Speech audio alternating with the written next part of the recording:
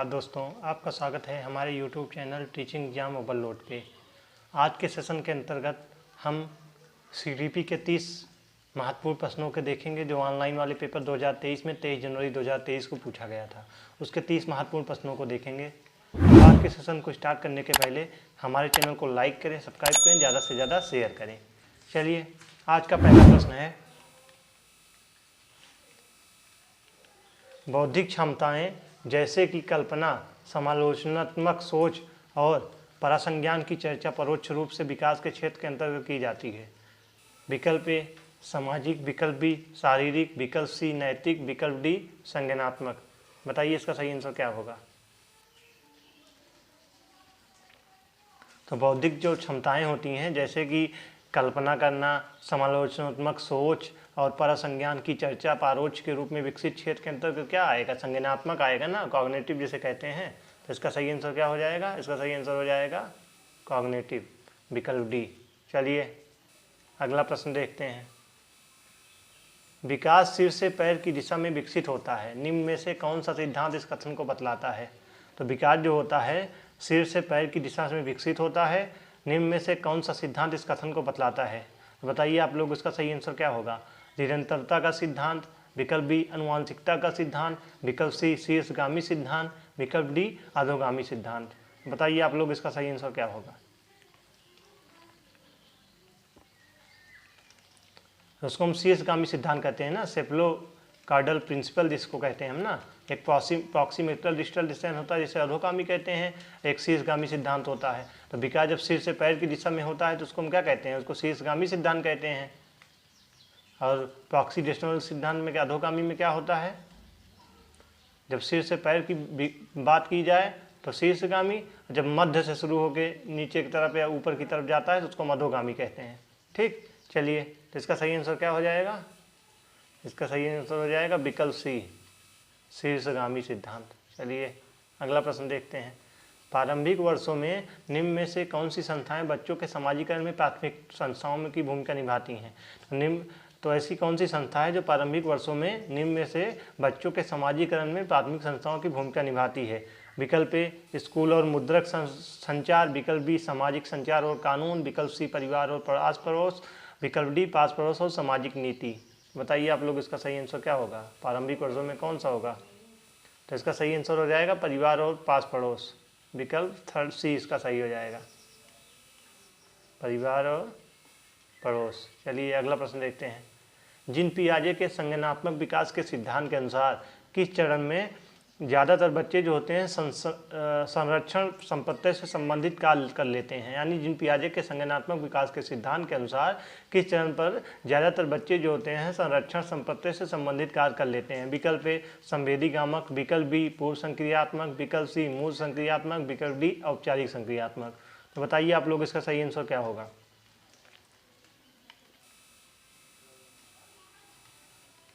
बताइए जीन पियाजे के संज्ञानात्मक विकास के किस सिद्धांत में जो बच्चे होते हैं संरक्षण या संपत्ति से संबंधित कार्य कर लेते हैं। तो इसका सही आंसर क्या हो जाएगा, कॉन्क्रीट ऑपरेशनल हो जाएगा ना, मूल संक्रियात्मक अवस्थाएं में होता है ना, किसमें हो जाता है, कॉन्क्रीट या मूल संक्रियात्मक अवस्थाओं में। चलिए अगला प्रश्न देखते हैं। जीन पियाजे के सिद्धांत के अनुसार संज्ञानात्मक चिंतन में प्रमुख बदलाव किस प्रक्रिया द्वारा होते हैं। तो जीन पियाजे के सिद्धांत के अनुसार संज्ञानात्मक जो चिंतन होता है उसमें जो प्रमुख बदलाव होते हैं और किस प्रक्रिया द्वारा होते हैं। संतुलीकरण द्वारा, अप्रतिलोमिक चिंतन द्वारा, रटकर स्मरण द्वारा या विलंबित नकल द्वारा। तो आप लोग बताइए इसका सही आंसर क्या होगा।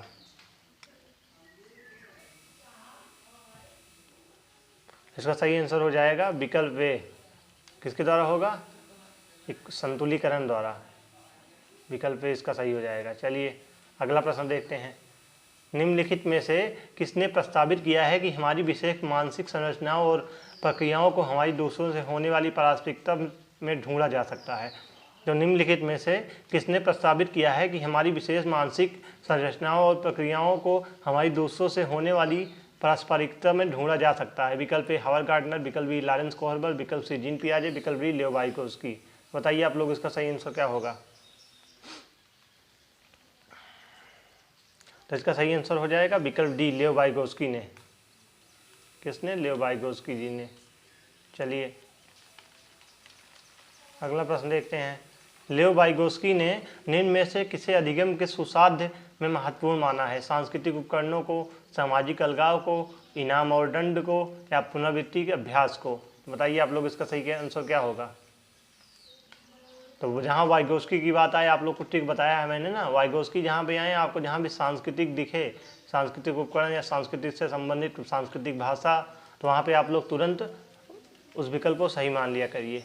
तो इसका सही विकल्प क्या हो जाएगा? विकल्प ए, कल्चरल टूर यानी सांस्कृतिक उपागम। चलिए अगला प्रश्न। लॉरेंस कोहलबर्ग के नैतिक विकास सिद्धांत के अनुसार बच्चे किस चरण पर स्वयं एवं दूसरों के कार्यों को आंकते समय जैसे को तैसा तर्क का इस्तेमाल करते हैं, या टिट फॉर टैट भी जिसे कहते हैं? बताइए।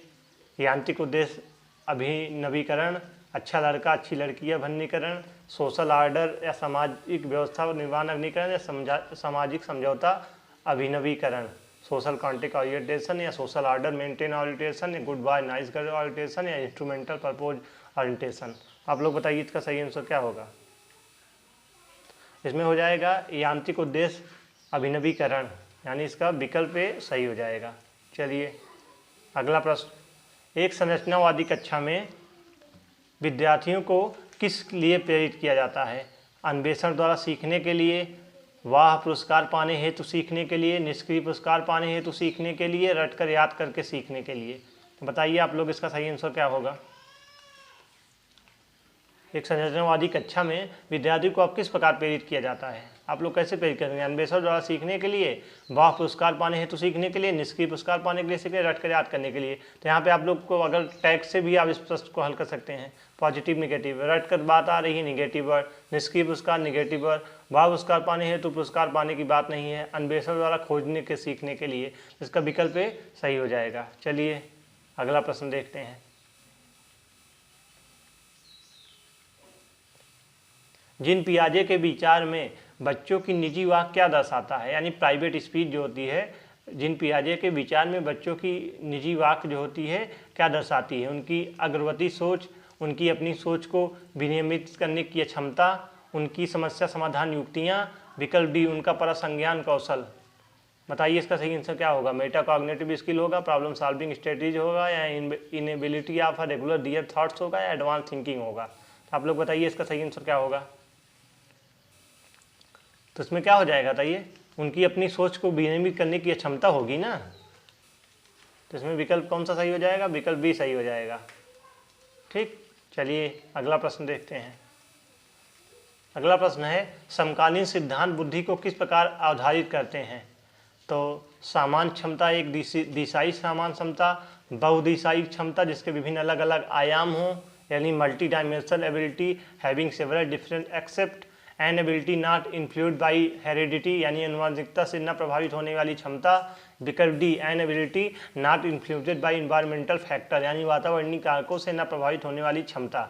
आप लोग बताइए इसका सही आंसर कौन सा होगा।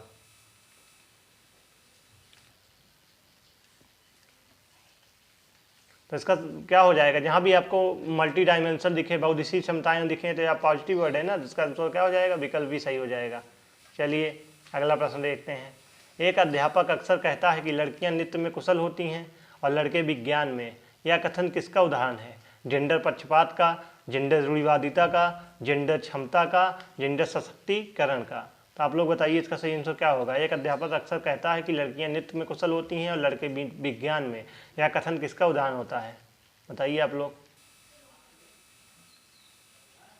तो जेंडर रूढ़िवादिता दर्शाती है ना, इसका विकल्प भी सही हो जाएगा ना, इसका विकल्प भी सही हो जाएगा। चलिए अगला प्रश्न देखते हैं। विद्यार्थियों की सामाजिक और सांस्कृतिक आयामों से संबंधित व्यक्तिगत विभिन्नताओं को संबोधित करने के लिए निम्न में से क्या महत्वपूर्ण है? बाल केंद्रित शिक्षा शास्त्र को अपनाना, एक कठोर एवं मानकीकृत पाठ्यचर्या का पालन करना, विकल्प सी मूल्यांकन के योगात्मक तरीकों को लागू करना, विद्यार्थियों को उनकी सामाजिक और सांस्कृतिक पहचान के आधार पर अलग अलग समूहों में बांटना। तो बताइए क्या पूछा जा रहा है, विद्यार्थियों की सामाजिक और सांस्कृतिक आयामों को संबंधित व्यक्तिगत विभिन्नताओं को संबोधित करने के लिए निम्न में से क्या महत्वपूर्ण है? बताइए आप लोग इसका सही आंसर क्या होगा। तो इसका सही आंसर हो जाएगा विकल्प ए ना, बाल केंद्रित शिक्षा शास्त्र को अपनाना यानी एडॉप्ट चाइल्ड सेंट्रिक पेडागॉजी। चलिए चलिए अगला प्रश्न देखते हैं। मूल्यांकन का मुख्य उद्देश्य क्या है? यानी main purpose of assessment, create a feeling of competition among student, विद्यार्थियों में प्रतिस्पर्धा की भावना पैदा करना, induce fear of failure among student, विद्यार्थियों में असफलता का डर पैदा करना, विद्यार्थियों के असफल के रूप में वर्गीकृत करना, अधिगम प्रक्रिया में विद्यार्थियों की प्रगति और चुनौतियों को समझना। तो बताइए इसका सही आंसर कौन सा होगा? तो इसमें हम क्या होगा, निगेटिव दिख रहे हैं ना, विद्यार्थियों की प्रतिस्पर्धा की भावना पैदा करना या कंपटीशन पैदा करना है, नहीं निगेटिव वर्ड है ना, ये भी निगेटिव, विकल्प डी इसका सही हो जाएगा। अधिगम प्रक्रिया में विद्यार्थियों की प्रगति और चुनौतियों को समझना होता है। चलिए, कथन बोला गया है, एक अध्यापिका द्वारा विद्यार्थियों को कक्षा में सवाल पूछने के लिए प्रोत्साहित करना चाहिए। एक अध्यापिका को विद्यार्थियों को कक्षा में सवाल पूछने के लिए प्रोत्साहित करना चाहिए। और तर्क दिया गया है आर, सवाल पूछना समूहात्मक चिंतन के विकास में महत्वपूर्ण भूमिका निभाता है। आप लोग को सही विकल्प चुनना है। विकल्प ए है, ए और आर दोनों सही हैं, आर ए की सही व्याख्या करता है। विकल्प बी, ए और आर दोनों सही हैं लेकिन आर ए की सही व्याख्या नहीं करता है। विकल्प सी, ए सही है लेकिन आर गलत है। विकल्प डी, ए और आर दोनों गलत हैं। तो आप लोग बताइए इसका सही आंसर कौन सा होगा? तो इसका सही आंसर दोनों हो जाएगा ना, इसमें ए और आर दोनों सही है ना, और आर ए की सही व्याख्या भी कर रहा है, तो विकल्प ए इसका सही हो जाएगा। चलिए, फिर से एक कथन का प्रश्न आया है, वंचित वर्गों से संबंधित विद्यार्थियों के सफल समावेशन हेतु मानकित पाठ्यक्रम को लागू करना बहुत महत्वपूर्ण है। तर्ककार, मानकित पाठ्यक्रम अधिगमकर्ताओं की सभी प्रकार की व्यक्तिगत विविधताओं को समाहित कर लेता है। तो वंचित वर्गों से संबंधित विद्यार्थियों के असफल समावेशन हेतु मानकित पाठ्यक्रम को लागू करना बहुत ही महत्वपूर्ण होता है। और तर्क दिया गया है कि मानकित पाठ्यक्रम अधिगमकर्ताओं के सभी प्रकार के व्यक्तिगत विविधताओं को समाहित कर लेता है। तो बताइए इसका कौन सा विकल्प सही होगा? ए और आर दोनों सही हैं, आर ए की सही व्याख्या करता है। ए आर दोनों सही हैं लेकिन आर ए की सही व्याख्या नहीं करता है। ए सही है लेकिन आर गलत है, ए आर दोनों गलत हैं। तो आप लोग बताइए, ऐसे भी प्रश्न आपको हर शिफ्ट में 1-2 नंबर के जरूर पूछे जाते हैं। बताइए इसका सही आंसर क्या होगा? बताइए कौन सा विकल्प सही होगा? इसमें दोनों गलत है ना, ए और आर दोनों गलत है, क्योंकि इसमें क्या बोला जा रहा है, वंचित वर्गों से संबंधित विद्यार्थियों के सफल समय हेतु मानकित पाठ्यक्रम निगेटिव वर्ड है, गलत हो गया। वहीं मानकित पाठ्यक्रम जो होता है वो अधिगमकर्ताओं के सभी प्रकार के व्यक्तिगत विविधताओं को समाहित कर लेता है, ये भी गलत है, दोनों निगेटिव हो गए, इसलिए इसका दोनों गलत हो जाएगा, ए और आर दोनों गलत हैं। अगला प्रश्न है, निम्न में से कौन सा कारक शिक्षा में समावेशन में बाधक होता है? तो निम्नलिखित में से कौन सा कारक शिक्षा में समावेशन में बाधक होता है? विद्यार्थियों में प्रतिस्पर्धा, बहुसंवेगी उपागम, आधारभूत संरचना सुगम्यता, विकल्प डी बाल केंद्रित शिक्षा शास्त्र। आप लोग बताइए इसका सही आंसर कौन सा होगा? इसमें सही आंसर हो जाएगा विकल्प ए, विद्यार्थियों में प्रतिस्पर्धा होती है। चलिए अगला प्रश्न देखते हैं, पठन वैफल्य से जूझते विद्यार्थियों के संदर्भ में निम्न में से कौन सा कथन सही है? यानी डिसलेक्सिया पूछा जा रहा है, तो डिसलेक्सिया किससे संबंधित होता है? डिसलेक्सिया ठीक है, लक्ष्य।